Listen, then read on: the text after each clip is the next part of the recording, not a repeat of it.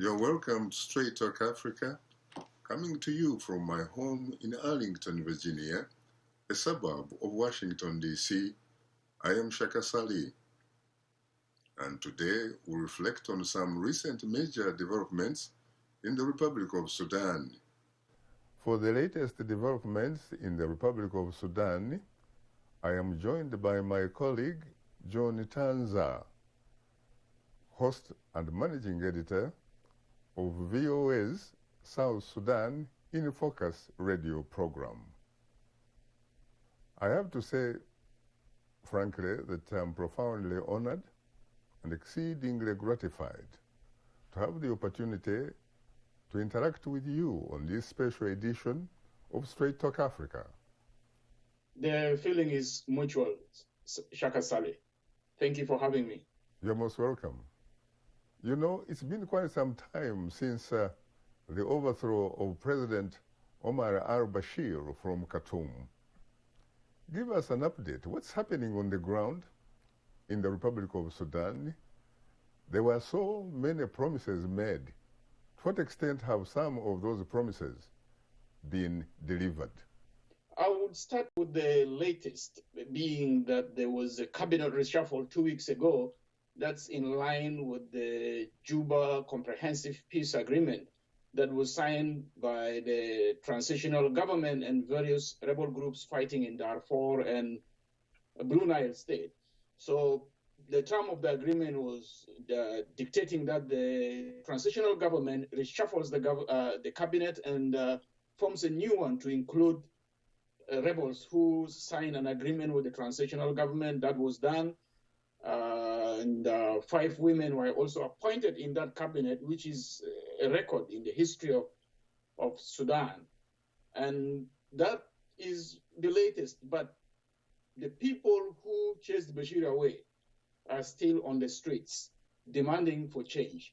They are saying they are not seeing all the pledges that were made by the transitional government to the people who, struggle so hard to unseat Bashir. For instance, they are talking about the economic crisis. It's still difficult to put bread on the table in Sudan. You know as well as I do that the transitional government promised the people of Sudan that it would immediately introduce what it characterized as social justice. How far, to what extent have they been able to deliver on that? The people that I speak with in Sudan, journalists, analysts, and the ordinary old friends in Sudan are still saying that they're not seeing any changes. If anything, the only change is that Bashir is not in power, but his lieutenants are still in control of the economy. For instance, they are saying the price of bread has actually tripled. Before it was at affordable price during Bashir's time, but it was not available. Now it's available, but the price have gone up. The price of gasoline has gone up, and transportation is a challenge. So the people are saying the promises made are yet to be fulfilled. Wait a minute, John. How can you talk like that? You are talking as if, in fact, what we saw was a change of guards. These are people who actually said theirs was not a change of guard, but rather a fundamental change. Correct. You can. It depends on who you speak to. I interviewed a former state minister in the Ministry of Labor in Sudan, and he told me that the reason why he resigned is because, yes, the top executive from the people who brought change, the ministers and whatnot, but the technocrats in most of the institutions in Sudan are Bashir's loyalists. And so they could frustrate you if you want to bring change. And the case of the state minister was one. He said he was not able to work. Everything he wants to do is not recognized. So he decided to quit. So in essence, yes, there is a change of guard, but the technocrats, the people who have the know-how, are still most of them are still Bashir's loyalists. This is what people are telling us from Sudan. But what about the fact that the transitional government has at least succeeded in one major area? It succeeded, for example, in making sure that the name of the Republic of Sudan was removed from the United States list of countries that support or sponsor terrorism. To what extent has that been reflected on the ground? To what extent has that been, for example, welcomed on the ground and in the region? Of course, there was a tremendous welcoming of that news by the ordinary people, because the ordinary people believe that when Sudan is lifted from the list of countries sponsoring terrorism, it means that U.S. companies will come and invest in Sudan. And once U.S. companies invest in Sudan, it translates into creating jobs for the ordinary people. Now, the politicians, the members of the Transitional Government of National Unity, hail it as one of their landmark success, because this is going to give Sudan an opportunity to interact with the international community on equal footing. But there are other, quarters of the society, especially the Islamists, are not seeing it as victory, because they look at it like it's a surrender to the Americans, or to what they will call the infidels. And so these are what other analysts are telling us. For instance, the normalization of relations with Israel, the executive is praising it as a milestone, but the fundamentalists, the Islamists, are saying, wait a minute, you're supposed to have a parliament. It's the parliament to decide which country Sudan should normalize relations with, not the military or the transitional government. So that in itself is a problem there. From your reporting, how has the domestic constituency, for example, reacted to the normalization of the relationship with Israel? And what about the African Union and the Arab League? I will start with the Arab League. There was a little bit of, if you like, mute reaction from the Arab League. The Palestinians made noise that this is against what was agreed in 1947, that no Arab country should establish a relationship with Israel. The Palestinian authority came clear on that, but some Arab countries have been mute on that development. Back in Sudan, before the late leader of the Ummah Party, Sadiq al-Mahdi, when he spoke to us, he said that was a mistake by the Transitional Government of National Unity, because the government has no mandate from the people to transact on behalf of the Sudanese people. The late Sadiq al-Mahdi said the transitional government should have waited for a parliament to be constituted, and then it's the parliament to decide which country Sudan should normalize its relationship with. Of course, the ordinary people, some people did not want to make their feelings known, but the Islamists were not happy because of their long-held hostility towards the state of Israel. Well, on that note, Ndugu John Tanza, it was a pleasure interacting with you. The feeling is mutual, Shaka Ssali. I feel privileged to be on this show. You're most welcome, sir. Thank you, John, for that interesting report. And now joining me to discuss the recent developments in the Republic of Sudan are two distinguished guests. Nureldin Satti, the Sudanese ambassador to the United States of America, and Temi Ibirogba, program and research associate, the Africa program at the Center of International Policy.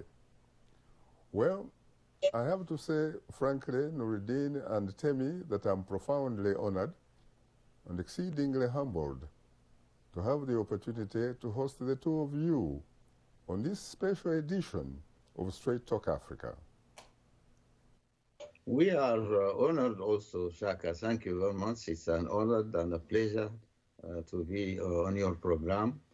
Thank you very much for the invitation. Thank you for having us. You're most welcome, Temi. Let's go to the important topic of the Republic of Sudan. You have had significant changes in your country, Ambassador Nureldin. What are some of the major accomplishments so far by the Sudanese transitional government? The major accomplishment, I would say that one of them actually took place only 2 days ago, trying to control our currency. You know that for so many years, Sudan had a dual system of currency exchange, and 3 days ago, the central bank took a very bold decision to unify the rate of exchange of the pound, Sudanese pound, and this is, I understand, working very well, and this will help us to improve the performance of our economy and our financial systems. But of course, the most significant accomplishment for us for the time being has been resumption of normal relation with the United States, or the international community at large, and having Sudan removed from the list of countries harboring or sponsoring terrorism. I think that was a major achievement for Sudan. And building on that, we have opened up to international transactions, and now the American companies are welcome and available to work in Sudan.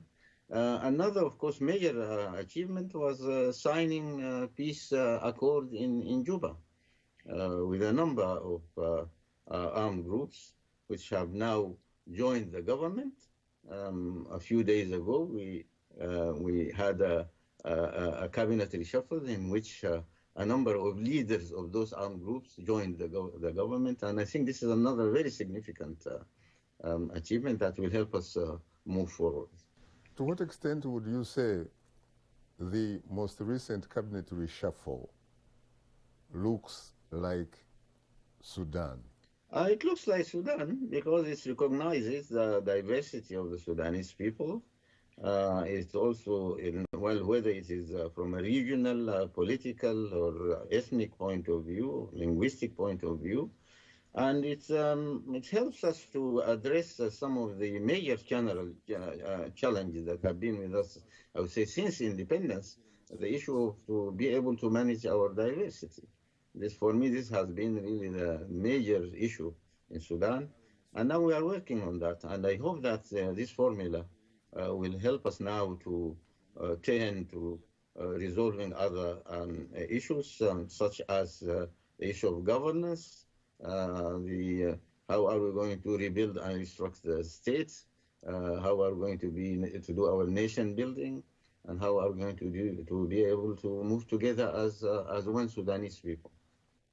Temi, I know that you pretty much monitor the developments across the African continent. To what extent would you agree with Ambassador Nureldin about some of the major accomplishments that have been done or achieved by the Sudanese transitional government? Yeah, I definitely agree with the points that the ambassador made. Definitely the removal from the state sponsors of terrorism lists was a major accomplishment for this transitional government, because it's one of the promises that they made when they came into power. The removal from the list has allowed them to begin receiving international aid.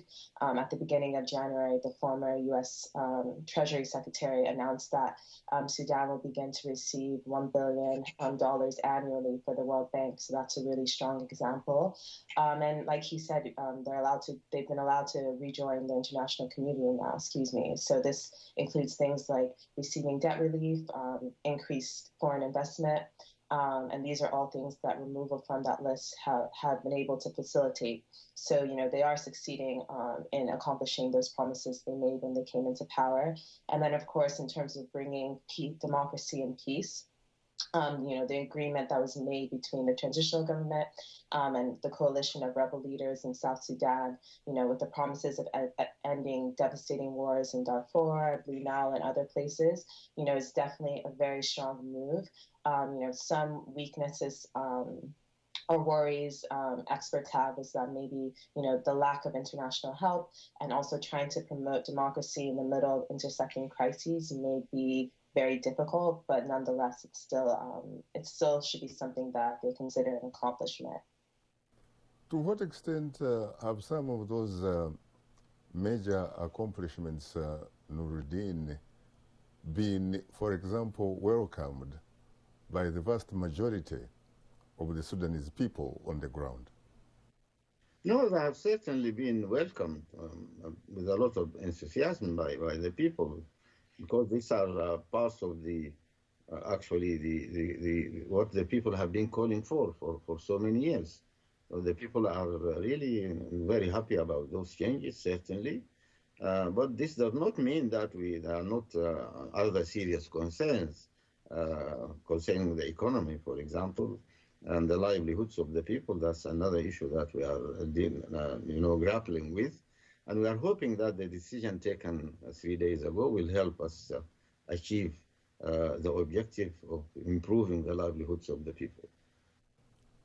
How do you reconcile that view with the criticism emanating from people that are characterized as Islamists, as saying that the transitional government really has pretty much sold out to the Americans, especially when we talk about the normalizing of relations, which of course resulted in your country's removal on the list of the U.S.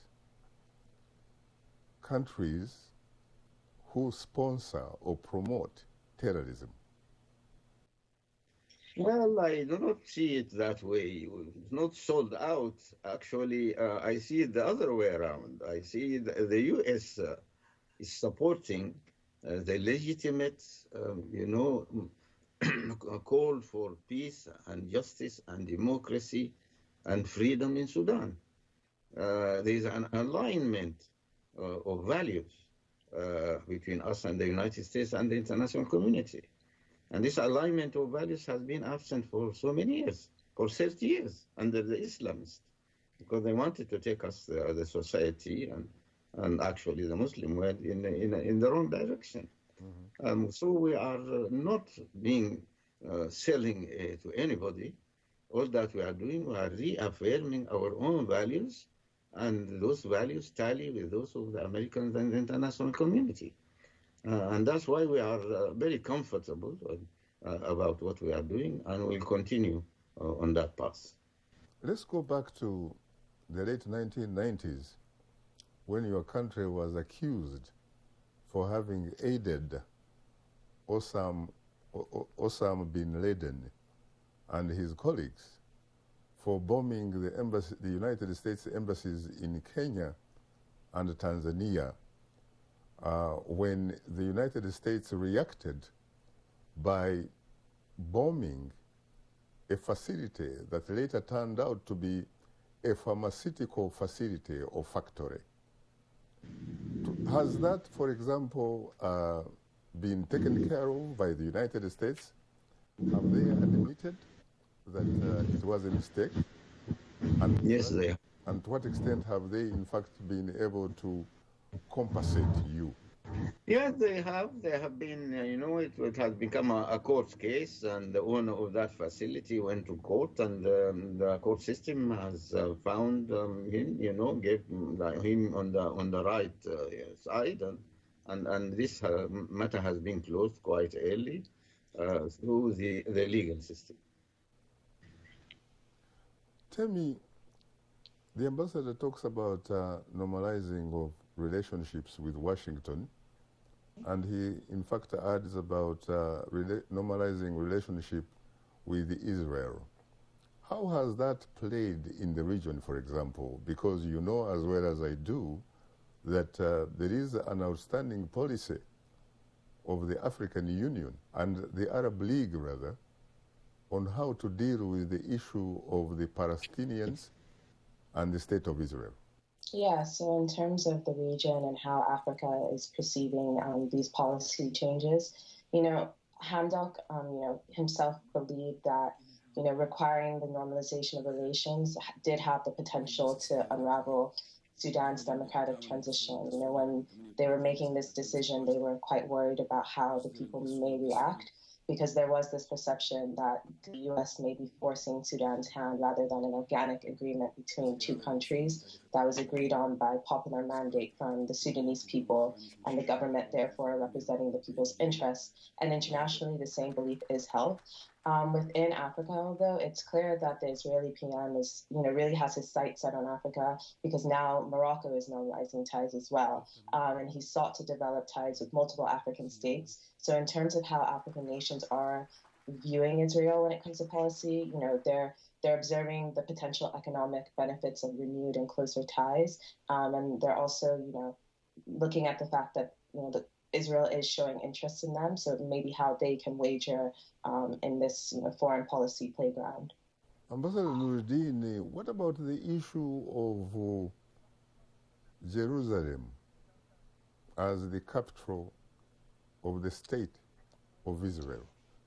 To what extent does the Republic of Sudan recognize Jerusalem as the capital of the State of Israel? We do not recognize it at all. The status of Jerusalem has been clearly identified as the haven of the three Abrahamic religions, and it has been put under certain tripartite authority, and this question should continue, and this status should continue. We do not accept that Jerusalem becomes the capital of the State of Israel. We are for a solution that would cater for peace and stability in the region, while recognizing the rights of the Palestinian people for their own state. And I'm very happy to see, we are very happy to see that the new administration, the U.S. administration, the new U.S. administration has declared that it was also supporting the two-state solution. And that's exactly what we are advocating for. Concerning the Palestinians, for us now, we need really to think very carefully how we can help Palestine and how we can help the Palestinians. Can we help them by continuing the same policies of hostility that continued for 70 years without producing any positive effects? Or can we help them by adopting another attitude which would bring peace, stability, and reconciliation to the region, and which everybody will profit, and which the Palestinians themselves will thrive and be able to claim their rights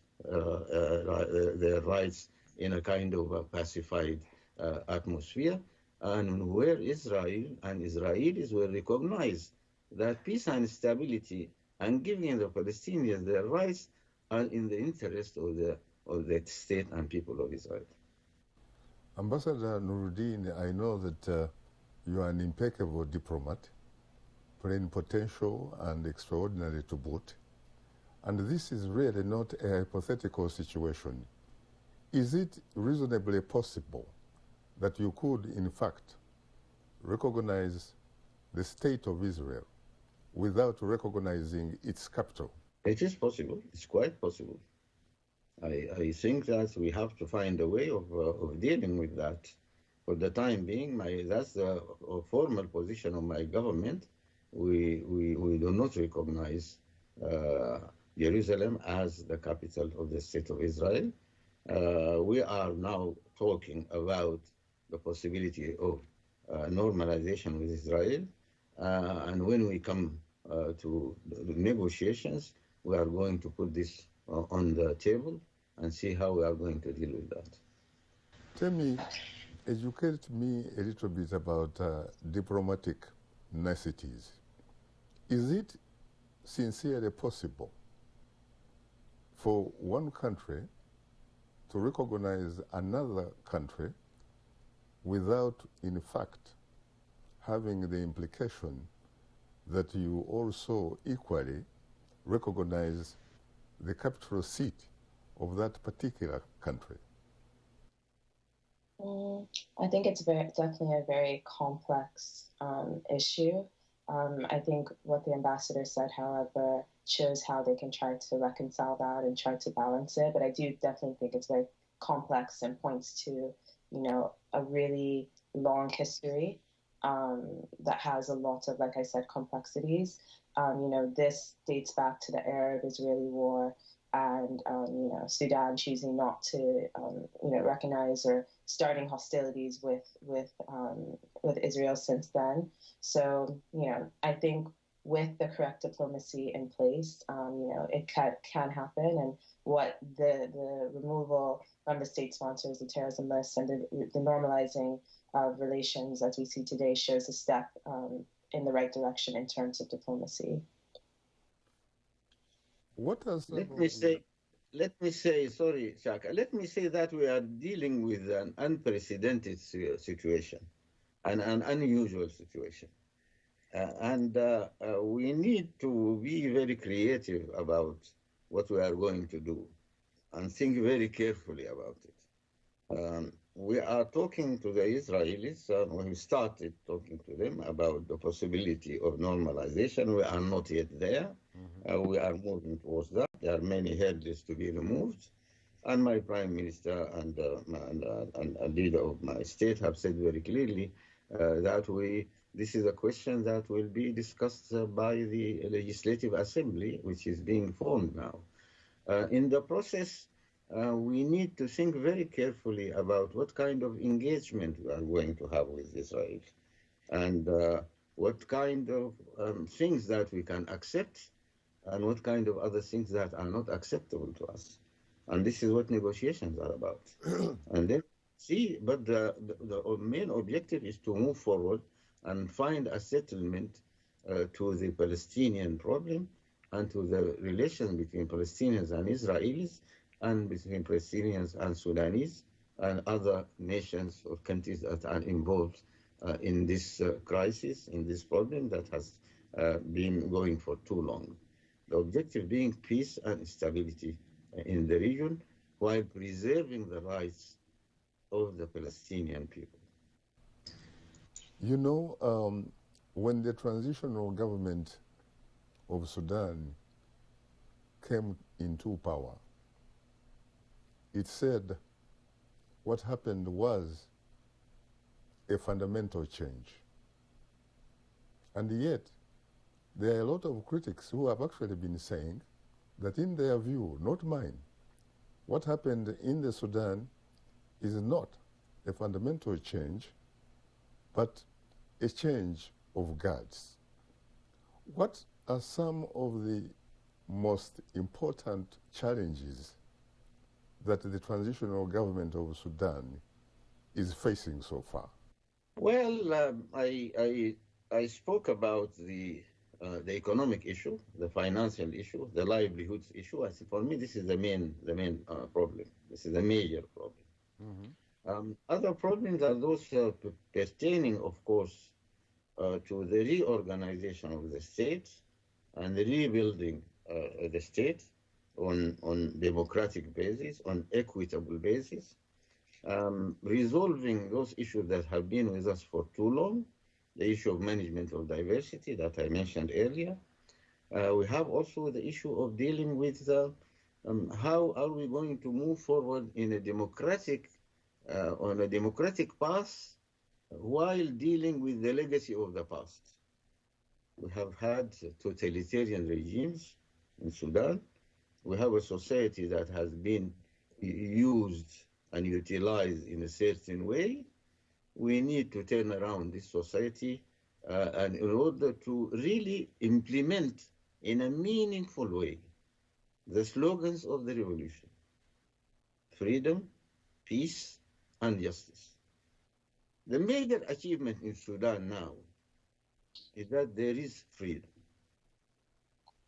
People, when they walk in the street, And when they express their opinion, they do not fear retaliation. And this is very important. We have known many authoritarian regimes in Sudan where people have been put to jail, have been tortured because of their opinion. This is not happening now in Sudan, and we see to it that it never happens again. For me, this is really the major achievement. The second thing is how to construct a new democratic, really democratic and meaningful democratic disposition in Sudan. And that's a real challenge because we have to deal with forces that have been counter-revolutionary for so long and anti-democratic for so long in the society. And we are building that gradually. And we have plans for a constitutional conference that should be held before the end of the transitional period. And this constitutional conference should address all these governance issues that we are grappling with. You're watching Straight Talk Africa. We'll be right back with you, so please don't go away.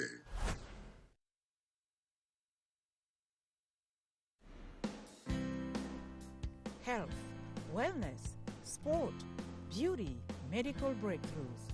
Healthy Living cares about your well-being. What are the main health concerns in Africa and around the world? Find out the latest on coronavirus. Connect with our experts and ask them questions. How long does the virus stay? Join me, Linor Moudou, in Washington, every week on Healthy Living, right here on VOA. Welcome back to Straight Talk Africa, and today we are reflecting on the recent developments in the Sudan. My guests are Nureldin Satti, Ambassador of the Sudan to the United States, and Temi Ibirogba, Program and Research Associate for the Africa Program at the Center for International Policy. Talk to us about the experience, or at least the historical experience, that the Republic of Sudan has when it comes to democracy. At least I recall in my Sudanese history that there have been two very important democratic elections, one by one Sadiq Mahdi, who became prime minister and was twice overthrown by the military. You know, the history of democracy and military coups in Sudan is a long one. Actually, it started, Sudan started democratic elections, had democratic elections even before independence. 1953 was the first democratic election in Sudan. Right. It came with the government. That was during the self-rule, what we call the self-rule period in Sudan. We are familiar with that in our African countries, which were under British rule. And from that, we had another election after independence in 1956, and we had a coalition government that was put in place. But that government quickly was toppled in 1958. And I think that was the first military coup in Africa, if I'm not mistaken. Not really. The first military coup, for your information, was in Togo, the one that overthrew Olympio. Yes. I believe it was 1963. Olympio was after that. Yeah, but you may have a point, because for some strange reason... I do have a point, because Togo became independence in 1960, my friend. Togo is considered the first African coup against the you know why? Yes. You know why? Because many people do not consider Sudan as being an African country. You have a point. In fact, I was coming to the fact that, for example, your country regained her political independence in 1956. Yes. But when we talk about independence in Africa, we begin with the Republic of Ghana, which was 1957. That's what I'm telling you. Well, if Sudan is considered as an African country, it was the first country that regained its independence in January 1956. And in 1963, we became members of the OAU. We are founding members of the OAU. And then we had our first military coup in November, the 11th of November, 1958, Shaka. Yes. So it is the first military coup on the African continent. You are right. You are right. Yes. Maybe there's a distinction between Africa and Black Africa. Yeah, well, I'm sorry. That's the problem that we need to deal with. To my mind, the OAU should have started on the right footing by dealing with socio-cultural issues before going into political issues. I think you are right, because Africa historically has in fact been partitioned in 3 different parts. You talk about Africa south of the Sahara.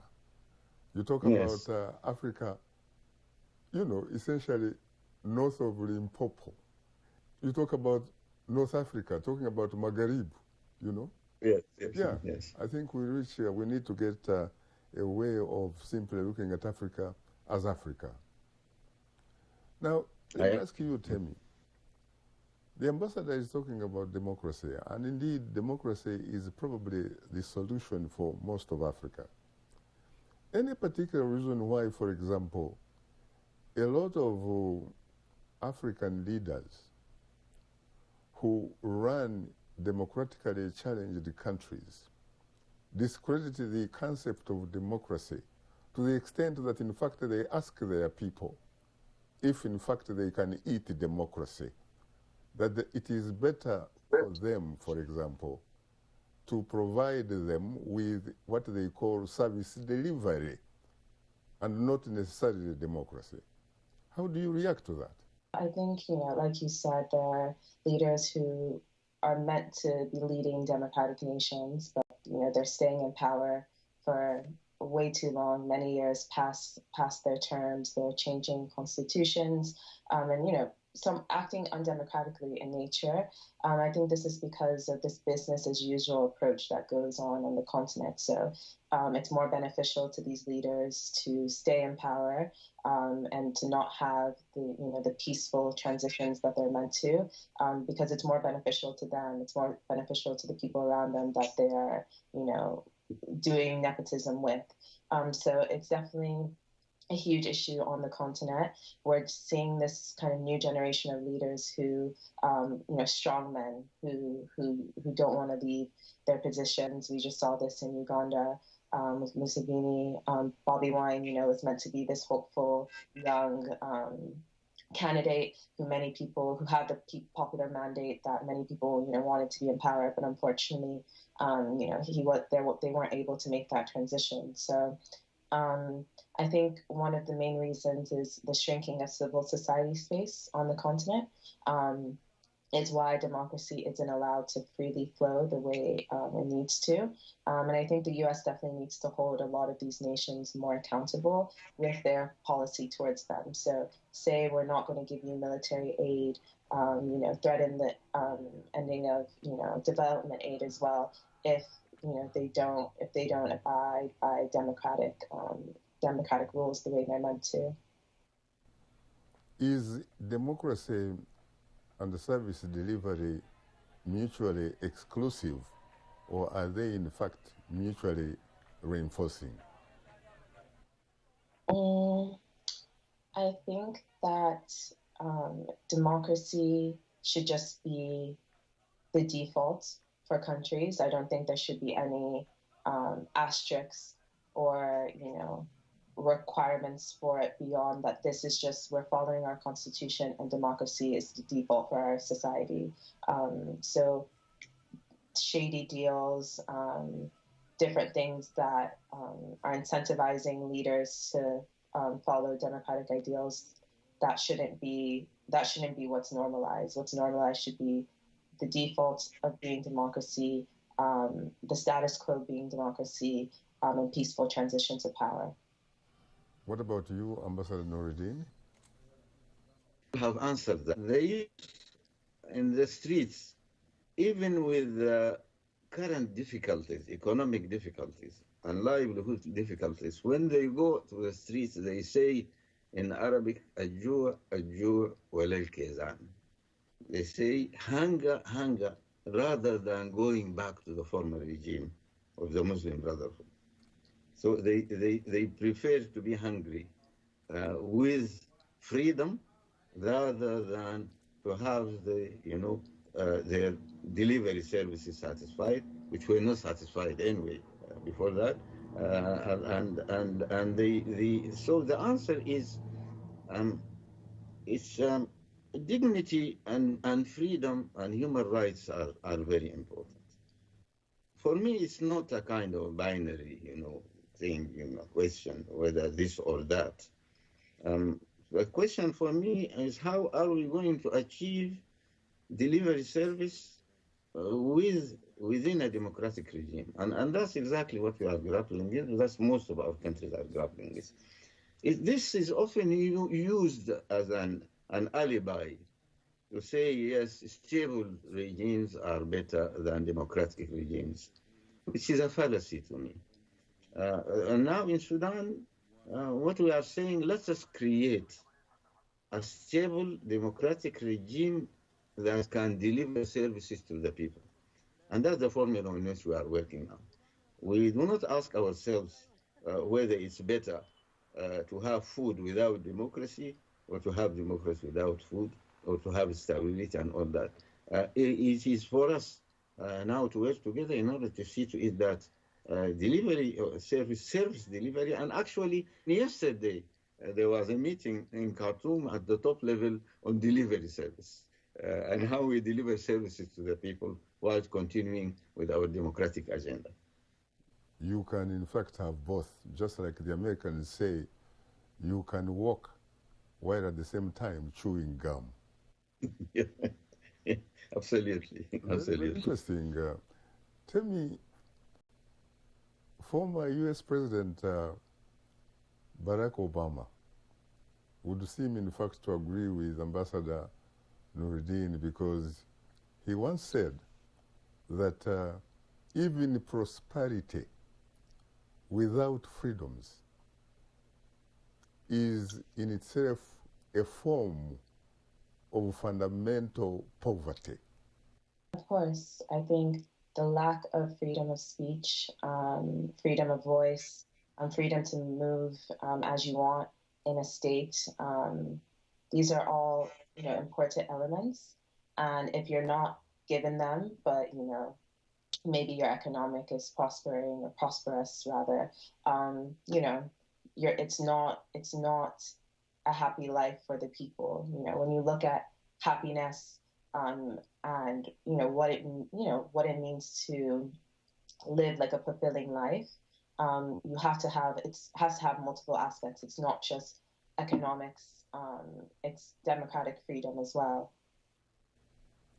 Interesting. Nureldin, how do you respond to some supporters of the strongman syndrome who say that if you have a regime that stays in power for a long time, like your former president, Omar al-Bashir, stayed for about 3 decades, that in fact implies and should reflect, in their words, not mine, what they call peace and stability?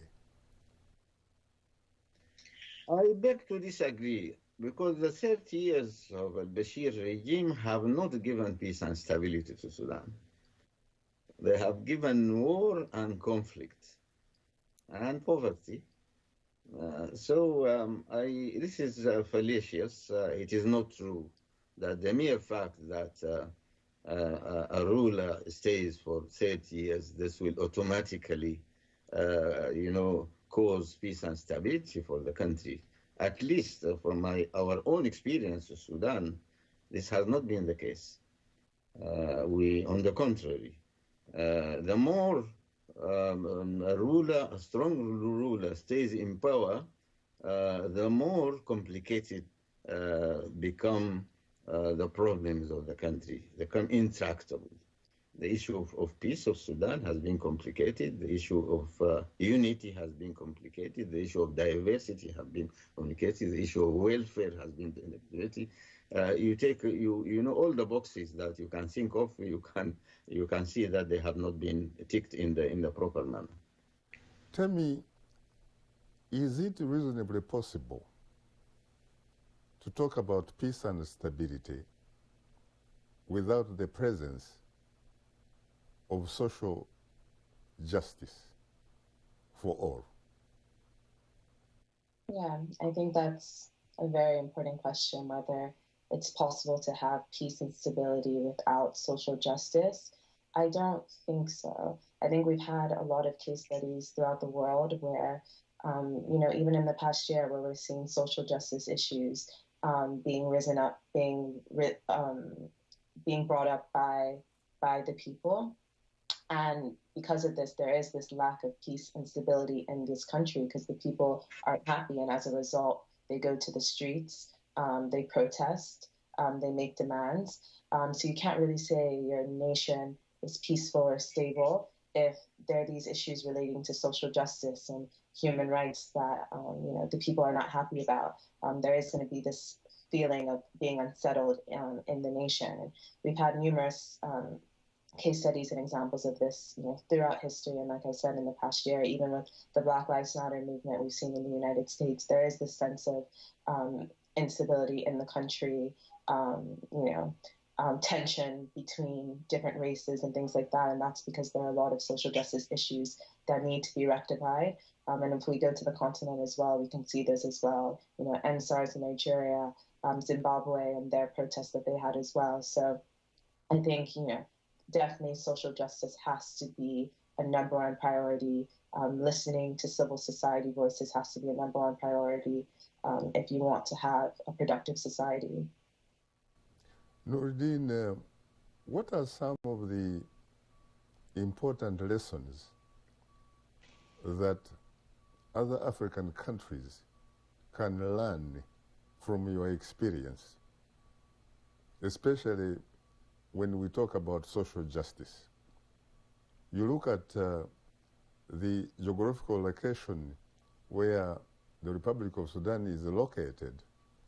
In that general neighborhood, there's no one country that can boast on providing its people social justice. Well, of course, social justice in our situation has been a long-standing dream and claim of the people. But unfortunately, our political class has not delivered on that since independence. And to my mind, and as Tim was just saying, social justice is at the core of the question of governance. Government that does not take care of the social justice and providing social justice and social services to its people, even if it stays for decades and decades, at the end of the day, the result will be total failure. So what are we talking about? We are talking about the people being satisfied that they are living in a free country, in a free society, that they are allowed to speak their mind and express their views, that their dignity is being respected, that as a people together, they have a common goal to achieve, that together they look at for a brighter future for them and for their children, and that they are able to bring food to the table. So that all this together, and that, of course, those who feel that they have been marginalized for so long feel that they have their rightful place in the society, in the institutions of governance. And this brings me to the issue of institutions and strong, leaders and all that. Rather than talking about the necessity of having a strong leader that stays forever, I think the most important thing is to build strong institutions that can withstand the pressures of time and the pressures of all the centrifugal forces that are trying to destabilize the country. So if you are able to build those institutions, then with the agreement of the people, and especially with those who have been marginalized for so long and who claim their rightful place at the table, and then you will be assured that you have nothing to fear, and that you can call on the people and depend on the people to defend the institutions. Institutions, strong institutions indeed. Tell me, to what extent do most Africans understand or know their relationship with the thing called the state or the government? Do most Africans really know their relationship with their governments? So I think that's another very important question. I think the relationship between many African citizens and their governments is strained, and that's because of years of repression, oppression, strongman politics, and all those things tie into institutionalism and systemic, laws and things that are in place that are very difficult to move. So a lot of citizens have a sense of voter apathy, a sense of just overall apathy that no matter what, their vote or their demands, what they want, isn't going to make a difference because there have been decades and generation long of, like I said, systems that have been in place that have not recognized them. So the way they see their relationship is very strained. It's not, in a way of, oh, I can go to my government and say I have this issue and, it will be resolved. It's one of just, feeling neglected and feeling like there's this loss of hope. Ambassador, what about you? To what extent the vast majority of Africans citizens or subjects? And in fact, what is the difference, as far as you are concerned, between a subject and a citizen? Yeah, well, I think there is a disconnect between the states and their citizens, as far as I'm concerned. And this has been going on for a very long time. And that's why, personally, I've always seen the governance issue as being an educational issue. You need to educate the people about society? What the society. Are you need to about educate. Civic education, of course. Yes. And that's why Muallimu in Tanzania is called Muallimu, which means the educator. So we need educators at the helm of the state. The modern state has not yet, found its place in many parts of our countries. If I take the Sudan as example, there is a disconnect between the modern state and between the traditional state, which is still living its own life. And in many parts of the country, still traditional governance has to be taken, in consideration if you have to, do you want to deliver anything. So this is another aspect. But the question about citizens and rulers, a citizen is a sovereign person who has full rights of citizenship, full rights of contributing to the major decisions, to choosing his or her own government and those who are going to govern her, and those who are being chosen will be answerable and accountable to that sovereign citizen. While as a ruler or a subject is someone who is dictated upon, in terms of livelihoods, in terms of values, in terms of views, in terms of ideas, in terms of choices, in terms of how that person sees him or herself and sees other people. So there is a big difference between the two, and that's exactly what we are dealing with in our African countries now. And what sort of person did the Sudanese transitional government find in a place in the context of Sudan when they toppled the former president, Omar al-Bashir? They found a subject, of course. They found us a subject. And that's what the revolution in Sudan is all about, Shaka. It's about bringing, full citizenship to Sudan and full rights of the people. Tell me, this must be encouraging news from the new Sudanese authorities, because a citizen is the person that owes allegiance to the state. And for that, the citizen has a constitutional right. He is the primary stakeholder. He is the boss. Whereas a subject owes allegiance to an individual authority, who could be a king, a queen, a monarch, an emperor, or a presidential monarch. How do we resolve this issue? How can we solve this contradiction? Yeah. My last response was very pessimistic, discussing, the loss of hope. But case studies and examples like Sudan does give us hope. It shows that if the people come together and have a revolution and stick to their demands as well, because the Sudanese people were very strong in what they wanted, and they refused to stop protesting and leave the ground until their requests were truly met and not haphazardly.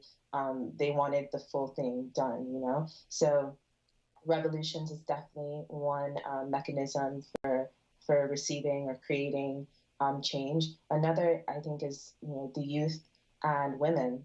In Sudan, women were the backbone of the movement, and they have a way of going about things that has been very inspiring in a lot of movements throughout the world. So I think listening to women is very, very important. And, Africa has the largest youth population in the world. So the youth are truly the future.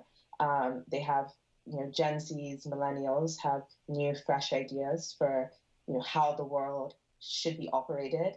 They definitely think differently than, the older generation as well. So I think, listening to these people who are really the stakeholders, the youth are the ones that, we're creating the world for them. So, listening to what they think is important and also educating them, bringing them into political spaces. I think all of those things are very helpful in helping to shift the issues that we're seeing on the continent when it comes to democracy, social justice issues, etc.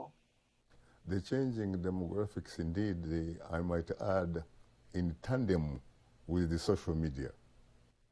Exactly. Social media is another I was also going to mention. A lot of these revolutions have taken place or started, even the Arab Spring. I think the Arab Spring was a beautiful example that's helped to inspire, protests and revolutions that we've seen since then. It shows the power to mobilize online and then come to the streets. And I think when done in tandem, you can see really amazing results. On that note, Ambassador Nureldin Satti and Temi, I have to say once again that it was a pleasure to host you on this special edition of Straight Talk Africa. Thank you for having us. Thank you, sir. Thanks to our audience for joining our conversation on Straight Talk Africa. In the meantime, get better, not bitter Africa, and please, let's keep the African hopes alive.